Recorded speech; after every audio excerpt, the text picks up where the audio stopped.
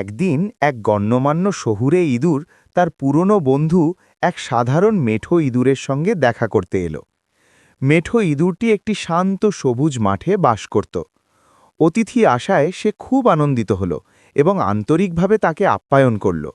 নিজের সামান্য সঞ্চয় থেকেই সে অতিথিকে খেতে দিল মটরশুঁটি, গমের দানা এবং কিছু শস্য।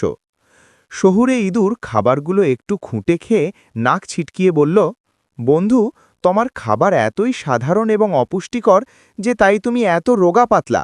আমার সঙ্গে শহরে চলো, দেখবে আমরা কত আরাম আয়েশে থাকি। বন্ধুর কথায় আগ্রহী হয়ে মেঠো ইঁদুর শহরে যাওয়ার সিদ্ধান্ত নিল।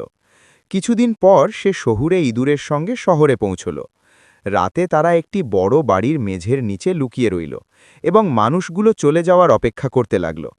মানুষগুলো খাওয়া দাওয়া শেষ করে ঘর ছেড়ে চলে গেলে শহুরে ইঁদুর তার বন্ধুকে একটি গোপন গর্ত দিয়ে খাবার ধরে নিয়ে গেল। সেখানে টেবিলের ওপর সাজানো ছিল নানা রকম সুস্বাদু খাবার, পনির, কেক, ফলমূল এবং মিষ্টান্ন।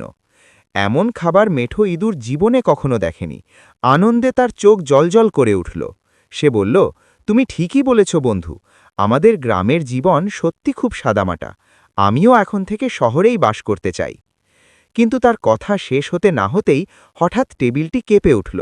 দরজা খুলে মোমবাতি হাতে কয়েকজন মানুষ ঘরে ঢুকল ইঁদুর ধরার জন্য। ভয়ে দুই ইঁদুর দ্রুত দৌড়ে গর্তে ঢুকে কোনো রকমে নিজেদের প্রাণ বাঁচাল। এই ভয়ঙ্কর অভিজ্ঞতার পর মেঠো ইঁদুর গভীর নিঃশ্বাস ফেলে বলল, না বন্ধু, তোমার বিলাসবহুল জীবন আমার জন্য নয়। এর চেয়ে আমার শান্ত গ্রামের জীবন অনেক ভালো। সেখানে হয়তো এত সুস্বাদু খাবার নেই, কিন্তু অন্তত ভয়ভীতি ছাড়াই নিশ্চিন্তে থাকা যায়।